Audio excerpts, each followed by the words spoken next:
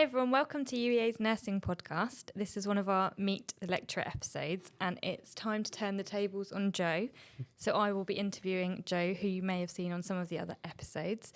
My name's Rachel Lewis and I'm one of the adult nursing lecturers. And if Joe, you can just start by telling us a bit about yourself. Yeah, hello. So I'm Joe and I am one of the lecturers on the Children and Young People's Nursing Programme and usually sat on the other side of the desk asking people questions. So you're a lecturer here. Do you have any other additional roles here at UEA? So I am the lead for module organiser for Nursing Practice and Simulation 3, so the final year skills and simulation on the BSc programme. So that's mental health, adult and children and young people's nursing. And the option module for urgent and emergency care. So again, a third year module. Right. And tell us a bit about how you started in nursing. What kind of led you into that as a career? So I didn't really ever want to be a nurse. It wasn't a long-term thing. I started out after finishing A-levels and stuff with a view to be a primary school teacher, started on a primary school teaching degree and realised it was not for me, so left in my first year and then just went off into the real world and got a job for a couple of years doing various things, ended up working with children doing like nursery nursing work, like the only bloke in Norfolk doing nursery nursing, and then felt like I needed to do something else and basically stumbled into nursing with no pre-planning, no real understanding of what I've got myself into, and came and studied at UEA. Great. And did you choose child field because you'd sort of worked with children? Yeah, I was definitely always going to be child. Like once I started looking through, like when I literally started looking for a prospectus, I didn't even know nursing was field, so I didn't even know any of it. But once I read about children's nursing, I thought, oh yeah, that's the one for me. Like I'd spent a few years before working with children, and that's where I'd rather be. Okay, great.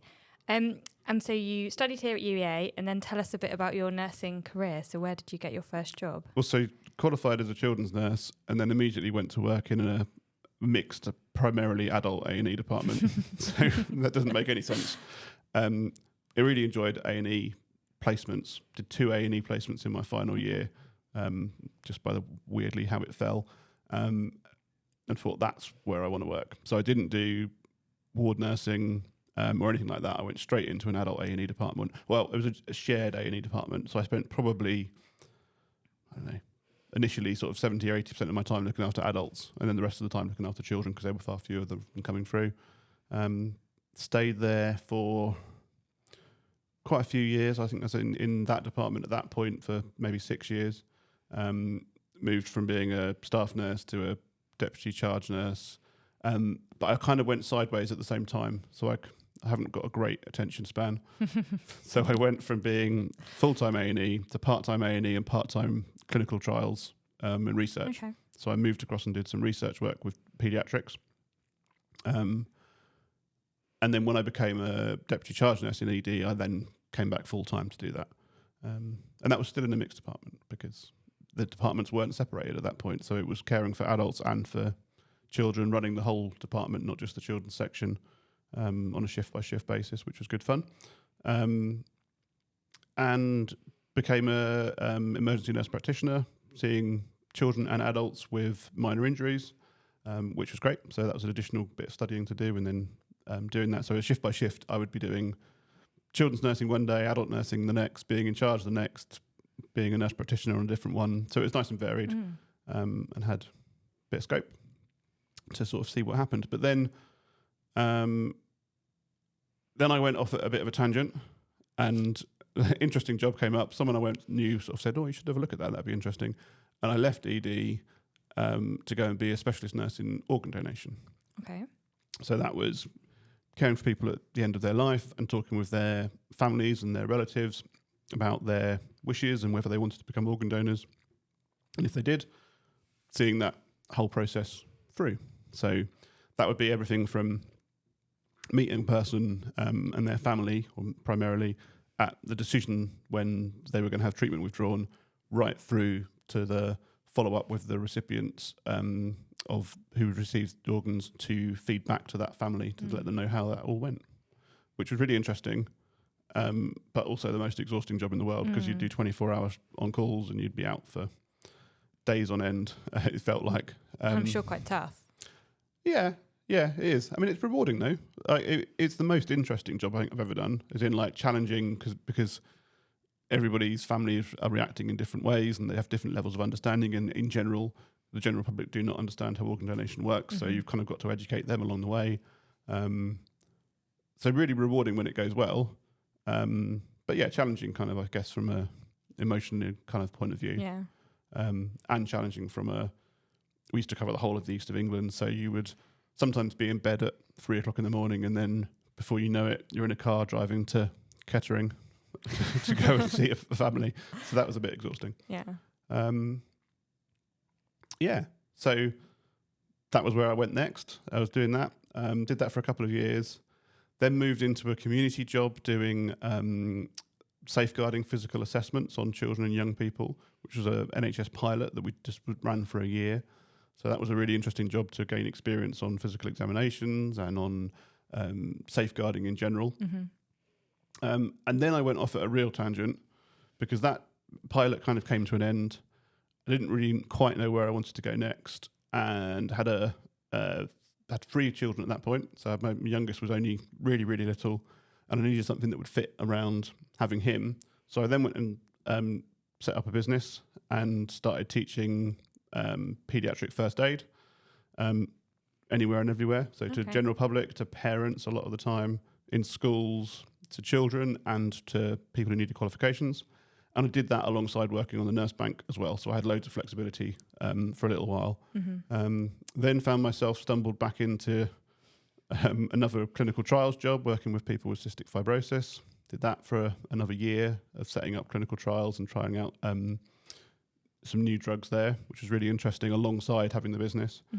So that's like, I don't know how many jobs we've got to now. We've had a lot of jobs. Did that. And then suddenly an interesting job appeared, and it was to manage the children's emergency department. Okay, so this is different from the mixed one. Yeah, the department had separated off since I'd gone. They were then running independently, and they'd kind of had a mixed people sort of managing, but they'd never clearly defined had a role of a manager for like a ward manager, department manager. That job came up, which meant I could do that alongside going and refreshing and doing some more nurse practitioner work whilst I was there. Yep. So I went back and applied for that job and got that. So I then became the manager of the children's emergency department, settled into that, and then COVID hit. So COVID hit, and I then sort of acquired another department to run during COVID, which was fine. It was children's department, yeah. So because we had to do a whole rejig of how the hospital worked, so it kind of fitted in. So it was a busy year that was interesting and rewarding, but pretty hard work. And I got to the end of that year, and there was another job that I advertised. It was a secondment to come and work at the university. So it was a year's post, and my current job at the hospital said, yeah, you can go for a year and we'll hold your job for you. So I came across, but my year's secondment became a permanent post, and I've never gone back. Wow. And that's me here. I think your career history really highlights like the variety that nursing has to offer, that you've done so much, and you've worked with adults, children in safeguarding. Yeah. In so much research. Yeah. And it shows you that, you know, some people think children's nursing itself is quite restrictive. You know, you kind of work on a ward. It's not. You've never even worked on a ward. I've never worked on a ward. Yeah. It's not my thing. So you don't need to. You can go and do anything. And you can work across fields. So you can do jobs that aren't specific children and young people's or adults, depending on what your registration is. Yeah.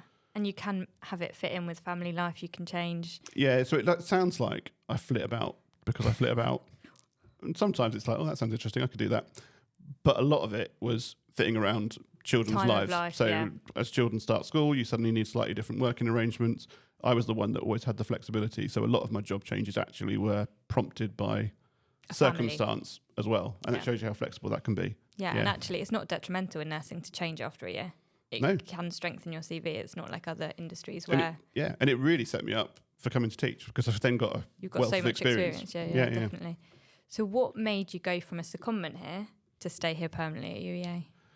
I think I just really, really enjoyed the variety of it. You'd think A&E would be the most variety kind of filled job. Like you just, every day is different. And it is, But once you've done A&E for many, many years, and once you had the two sort of slots of time together, I've been there quite a long time, especially when you're managing, it's not as varied as you might think. Whereas here, it is. Every day's slightly different. I might teach the same sessions on more than one occasion, but I can have Monday teaching skills all day, Tuesdays doing some seminars, Wednesdays marking, Thursdays planning something else or being involved in student wellbeing stuff or whatever it might be. So it's really, really varied. And it takes an awfully long time to find your feet and settle into this job, I think.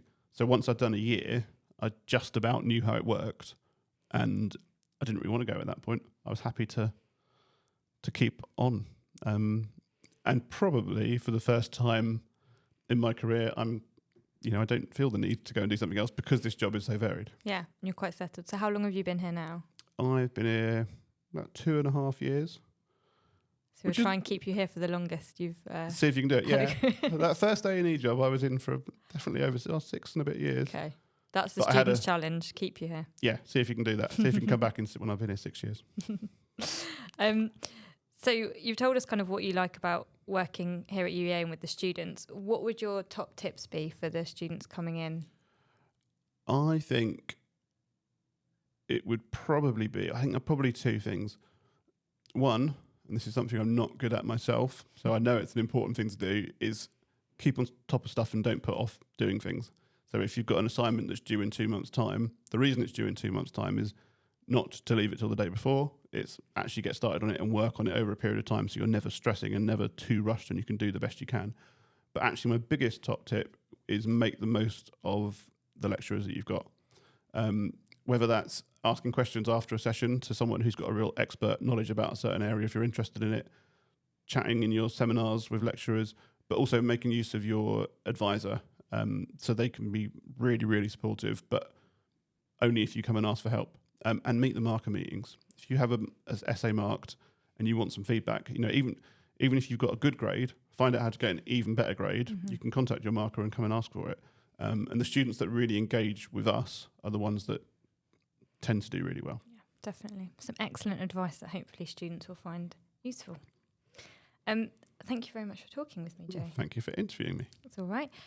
So hopefully those of you that have listened have enjoyed me speaking to Joe and enjoyed hearing all about his career.